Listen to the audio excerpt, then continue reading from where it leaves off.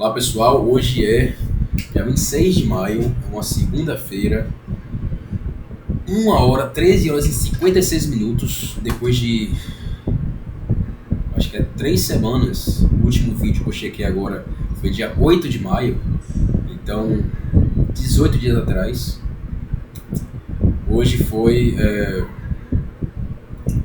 Vamos finalmente continuar nossa leitura de livros, nossa série de leitura do livro O Cortiço de Aloysio de Azevedo. Vamos nessa.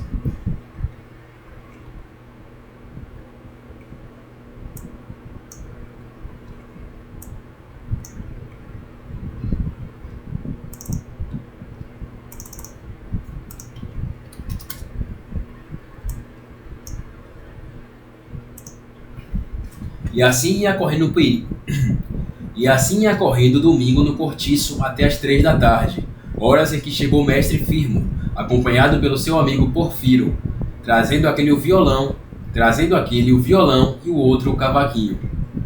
Firmo, o atual amante de Rita Baiana, era um mulato pachola, delgado de corpo e ágil como um cabrito. Capadócio de marca, pernóstico, só de maçadas e todo ele se quebrando nos seus movimentos de capoeira. Teria seus 30 e tantos anos, mas não parecia ter mais de 20 e poucos. Pernas e braços finos, pescoço estreito, porém forte. Não tinha músculos, tinha nervos. A respeito de barba, nada mais que um bigodinho crespo, petulante, onde reluzia a cheirosa a brilhantina do barbeiro. Grande cabeleira encaracolada, negra e bem negra, dividida ao meio da cabeça, escondendo parte da testa e estufando em grande garofina por debaixo da aba do chapéu de palha, que ele punha de banda derreado sobre a orelha esquerda. Vestia, como de costume, um paletó de lustrina preta, já bastante usado, calças apertadas nos joelhos, mas tão largas na bainha que lhe engoliam os pezinhos secos e ligeiros. Não trazia gravata, nem colete, sim uma camisa de chita nova e ao pescoço, resguardando o colarinho um lenço alvo e perfumado. À boca, um enorme charuto de 2 vinténs e na mão um grosso porrete de Petrópolis, que nunca sossegava, tantas voltas lhe dava ele a um tempo por ele, tantas voltas ele dava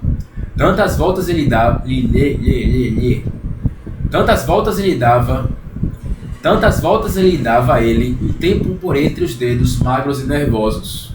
Era oficial de torneiro, oficial perito e vadio. Ganhava uma semana para gastar num dia. Às vezes, porém, os dados ou a roleta multiplicavam-lhe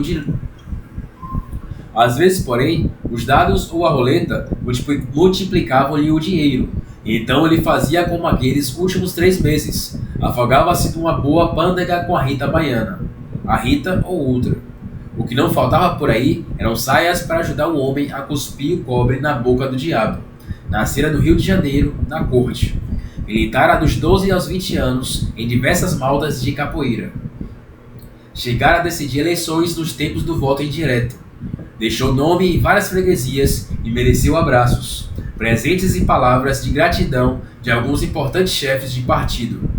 Chamava isso a sua época de paixão política, mas depois desgostou-se com o sistema de governo e renunciou às lutas eleitorais, pois não conseguira nunca um lugar de contínuo numa repartição pública, o seu ideal.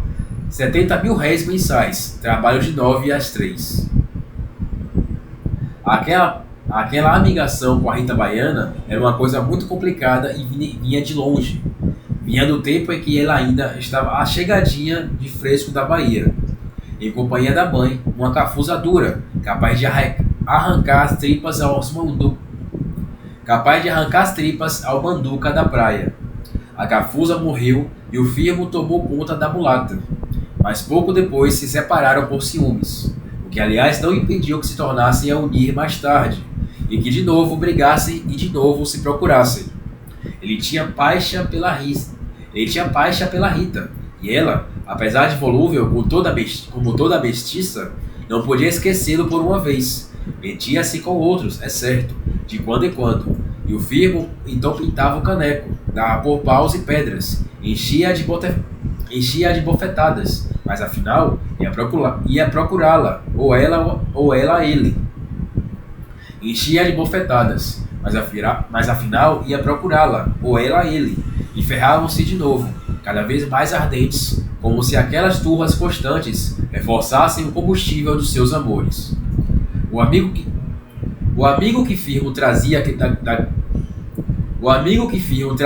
domingo em sua companhia, o Porfiro, era mais velho do que ele e mais escuro. Tinha o cabelo encarrapiado, tipógrafo. Afinavam-se muito os dois tipos com as suas calças de boca larga e com seus chapéus ao lado. Mas o Porfiro tinha outra linha. Não dispensava a sua gravata de cor, saltando em laço frouxo sobre o peito da camisa.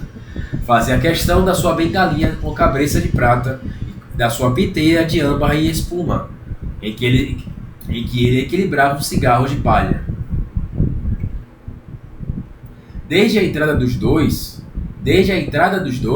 a casa de Rita esquentou. Ambos tiraram os paletós e mandaram vir para ti, a abrideira para a muqueca baiana. E não tardou que se ouvisse gemer o cavaquinho e o violão. Ao lado, chegava também o homem das dores, com o companheiro do comércio. Vinham vestidos de fraque e chapéu alto.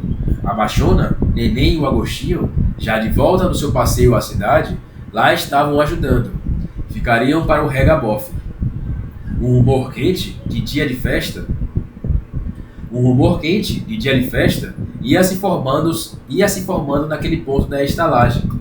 Tanto numa casa como na outra, o jantar seria às 5 horas. Rita botou o vestido branco, de cambraia, encanodado a ferro. Leocádia, Augusta, o Bruno, o Alexandre e o Albino jantariam com ela no número 9.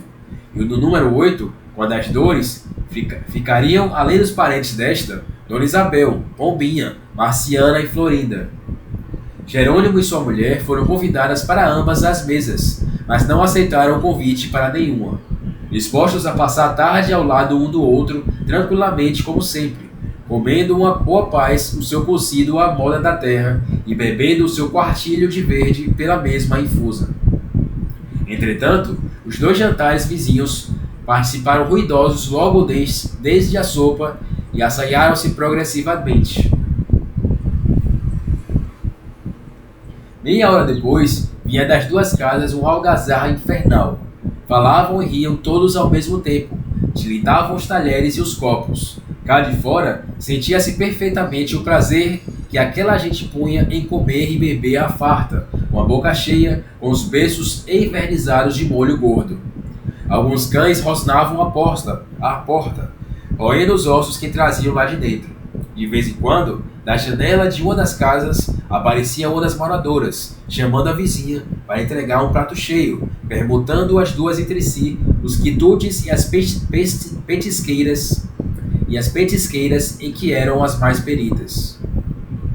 Olha, gritava a das dores para o número 9, diz a Rita que prove deste zorô, para ver que tal o acha, e que o vatapá estava muito gostoso. Se ela tem pimentas, que me mande algumas. Do meio para o fim do jantar, o baralho em ambas as casas era medonho. No número 8, berravam-se brindes em cantos desafinados. O português amigo das dores, já desengravatado e com braços à mostra, vermelho, lustroso de suor, entumecido de vinho virgem e leitão de forno, repotreava-se na sua cadeira, a rir forte, sem calar a boca, com a camisa a espipar-lhe pela braguilha aberta.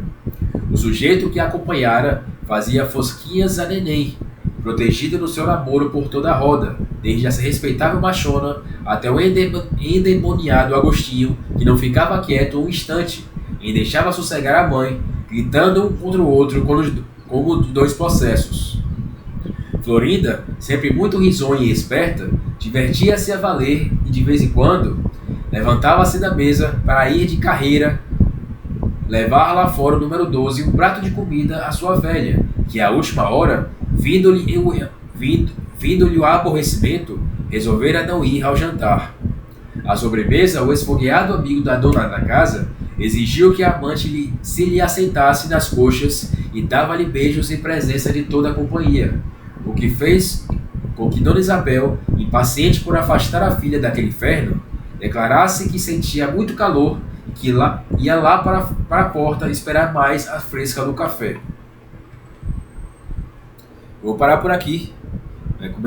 Ainda vai estar nessa parte do que aconteceu naquele domingo à noite. Naquele domingo, né? Mas eu vou continuar por aqui. Mas eu vou continuar isso só no próximo episódio, que eu espero que seja amanhã e não daqui a um mês. Até o próximo.